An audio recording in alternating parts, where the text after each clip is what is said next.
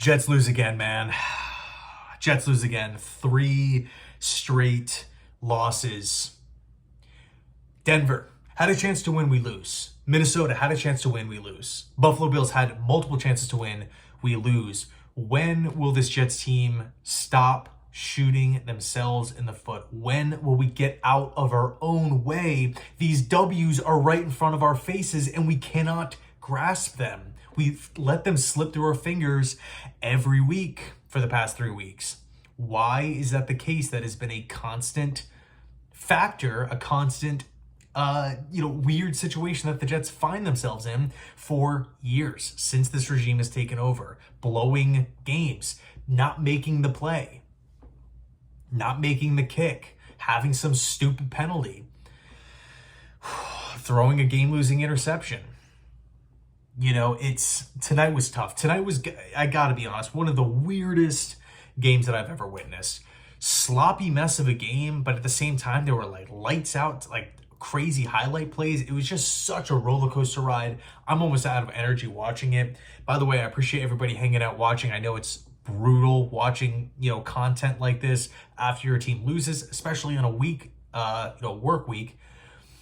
And super late at night. So I appreciate it. You guys mean the world. Really, really do. Thank you.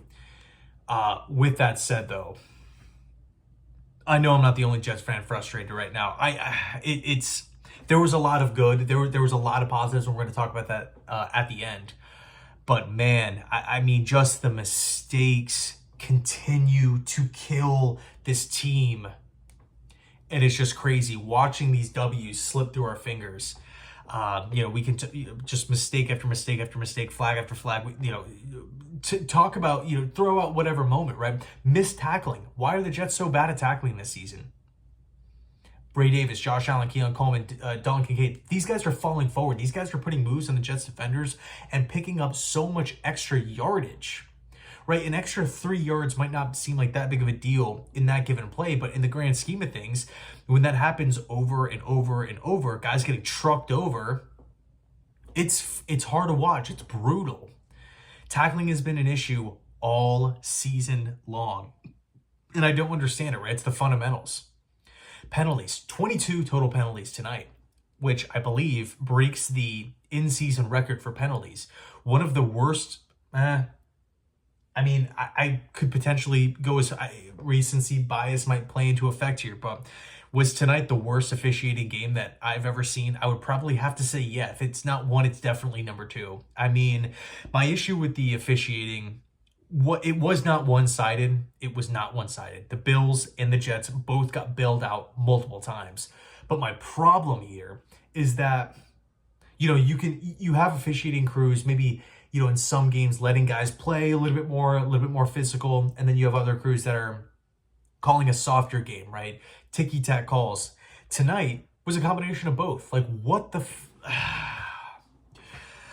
heck, man? Like, it's like, to me, you cannot call pass interferences and holdings barely. It's like this, barely any contact.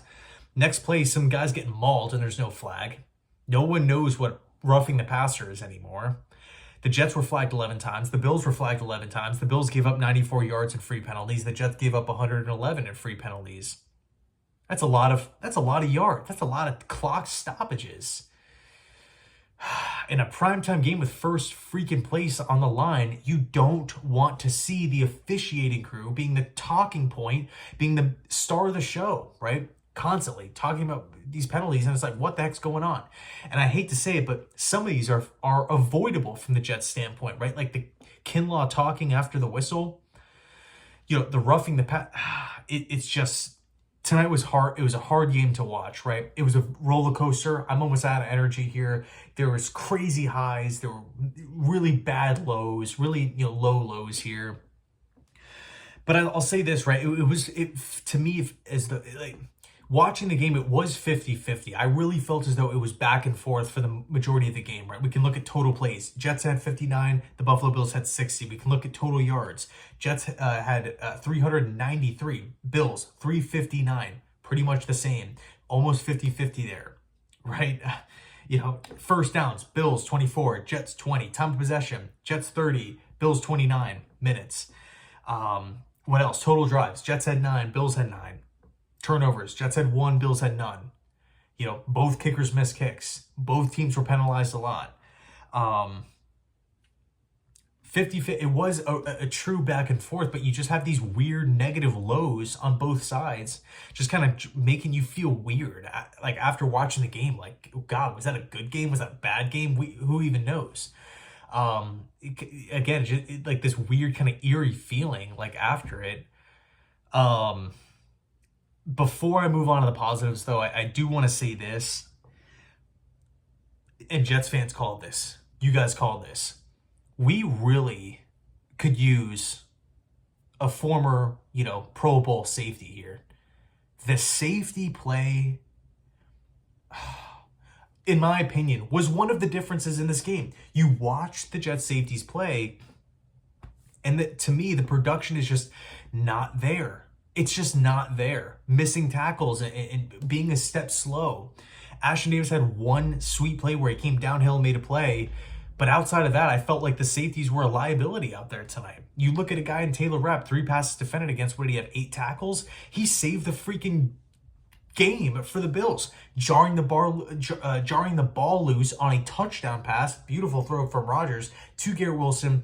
Boom, ball pops out. That takes 7 points off the board. Saves a touchdown by hawking down Breece Hall towards what I want to say within the 10-yard line. Saves that play.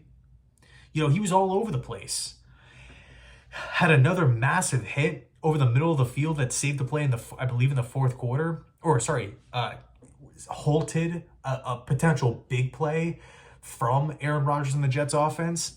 And, I'm not saying Taylor Rapp is a top 5 safety or anything like that, but man, he played freaking lights out tonight. Lights out tonight.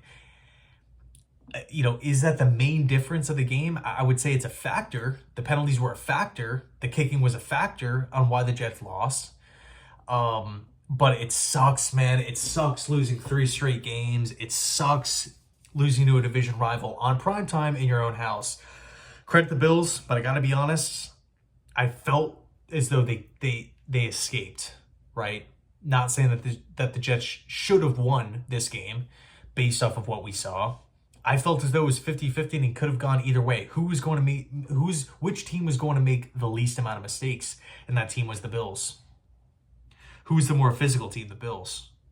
Who's the team that made the more tackles? The Bills. Right? Tackles in critical situations. God, I hate being under 500. 2-4 on the season. But here's some of the positives, right? We're not that far out from first place. And I understand, right, not everybody, the positives, it's not going to be for everybody, and that's totally fine, right? You're not wrong for that at all. But this season is why there's so much football left to be played. So much football left to be played. And I think tonight was kind of that, to me at least, Todd Downing, Jeff Ulbrich, they came out with a plan. And despite the loss, despite the mistakes, despite the penalties and everything that pissed you off about watching the game, despite all that, the offense looked a lot better. The offense actually looked to me like the best game all year. Rodgers, for the most part, was accurate. He was extending plays. His arm strength was unreal in specific moments. Breece Hall popped off. 100 plus rushing yards on the ground. We needed that from Breece Hall. Good to see him get back on track. Garrett Wilson popped off. It really felt as though pass protection held up for the majority of the night. Bills kind of came through a few times, but for the most part, the pass protection did its thing. Aaron Rodgers had time to throw. Aaron Rodgers had time to get to his first read, which was open quite a lot. Who do you credit for that? Todd Downing. And of course, the players, actually executing the play, but you credit Todd Downing. Why do you credit him? Because he's the one designing the play. He's the one calling the play. I had a fear that, okay, the Jets, boom, we go right down the field, we score. How much of that is scripted? How much of that is practiced throughout the week? McDermott's defense typically starts slow, and they kind of show just like a base coverage a lot early on in the game, and they start whipping out the blitzes as the game goes on, you'll see the Bills kind of maybe jump out to a deficit, right? They're down 7-0, they're down 14-0. And then as the game goes on, the offense creeps back in, and the defense starts to really seal and lock down the opposing offense. So I did have a fear in the back of my mind, okay, once we remove the scripted stuff and McDermott's defense starts to batten down the hatches, what will the offense look like? And I felt as though the offense did a great job of adjusting throughout the course of the game, keeping the Bills off balance. I think we did a great job of moving Garrett Wilson into the slot and putting him in one-on-one matchups against, I would say, a top 3 slot corner in football in Taron Johnson. So we saw offensive creativity there. I felt as though maybe where we struggled was in the empty sets where everybody knew Rodgers has to get the football out quickly, and the Buffalo Bills are blitzing. And if Rodgers can't get to that first read, he just struggles. Getting to the second guy, and granted, a lot of quarterbacks will struggle, but at 40 coming off the Achilles, will be 41 in December. You can't ask a guy like that to dance around too much with just the 5 protecting him. So you kind of felt like the Bills, Babbage, right, the Bills defensive play caller kind of picked up on that, right? When the Jets are empty, we can show blitz and maybe get in the backfield and kind of affect the passer. Just, trying to recap this game here, just trying to wrap my head around everything that happened, the good, the bad. I hate taking a loss. I hate taking an L to a divisional rival, but I'll say that I think the foundation was laid tonight. I think we actually laid out a pretty good blueprint moving forward. Again, I know not maybe everyone wants to hear that, and I completely understand it.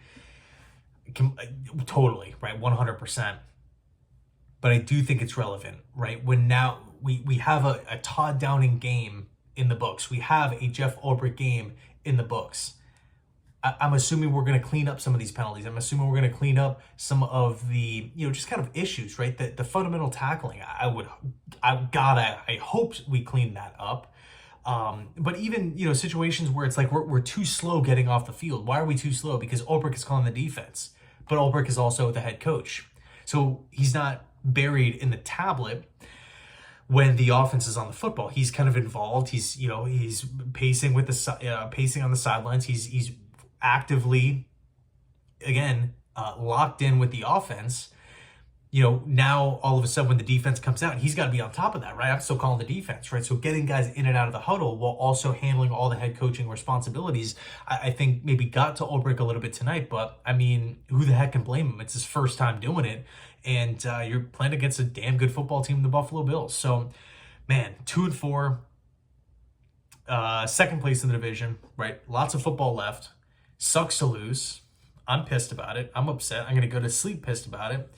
But there was a lot of positives. Passing game, pass protection, laying the blueprint, getting a feel for, kind of everybody. Downing as a play caller, Garrett Wilson in the slot. Things kind of opening up. I felt like we did a great job over the middle of the field. And by the way, we actually stretched the ball down the field. We actually pushed the ball down the field. We had a couple of deep shots tonight, and I think that caught the Bills off guard because we don't throw the ball deep. But now with Todd Downing, he's kind of sprinkled those plays in, which is extremely important. So anyway, let me know your thoughts down below in the comment section. Thanks so much for watching. By the way, Alan Lazard had over 100 receiving yards. And as always, go Jets.